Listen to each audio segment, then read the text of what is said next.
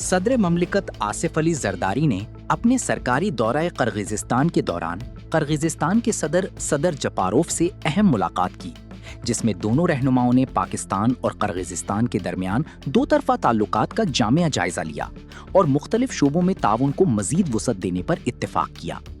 تفصیلات کے مطابق صدر آصف علی زرداری نے اعلیٰ سطحی وفد کے ہمراہ صدر جپاروف سے ملاقات کی۔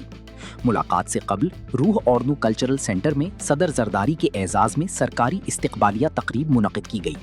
دونوں رہنماؤں کے درمیان ہونے والے مذاکرات میں تجارت، سرمایہ کاری، توانائی، علاقائی روابط، سیاسی و تجارتی تعلقات، ثقافت، تعلیم اور عوامی روابط سمیت مختلف شعبوں میں تعاون بڑھانے پر تبادلہ خیال کیا گیا۔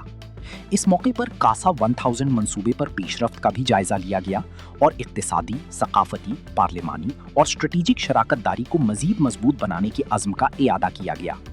صدر آصف علی زرداری نے دسمبر 2025 میں صدر جپاروف کے تاریخی دورہ پاکستان کا ذکر کرتے ہوئے کہا کہ 2 دہائیوں بعد کسی قرغیز صدر کے اس دورے کے دوران 16 معاہدوں اور مفاہمتی یادداشتوں پر دستخط ہوئے، جس سے دو طرفہ تعلقات کو نئی جہت ملی اور پاکستان کی ویژن سینٹرل ایشیا پالیسی میں قرغیزستان کی اہمیت مزید اجاگر ہوئی۔ دونوں رہنماؤں نے پارلیمانی، دفاعی، سیکیورٹی اور اسٹریٹجک سطح پر روابط کو مزید فروغ دینے پر بھی اتفاق کیا تاکہ علاقائی اور عالمی امور پر باہمی ہم آہنگی کو مضبوط بنایا جا سکے۔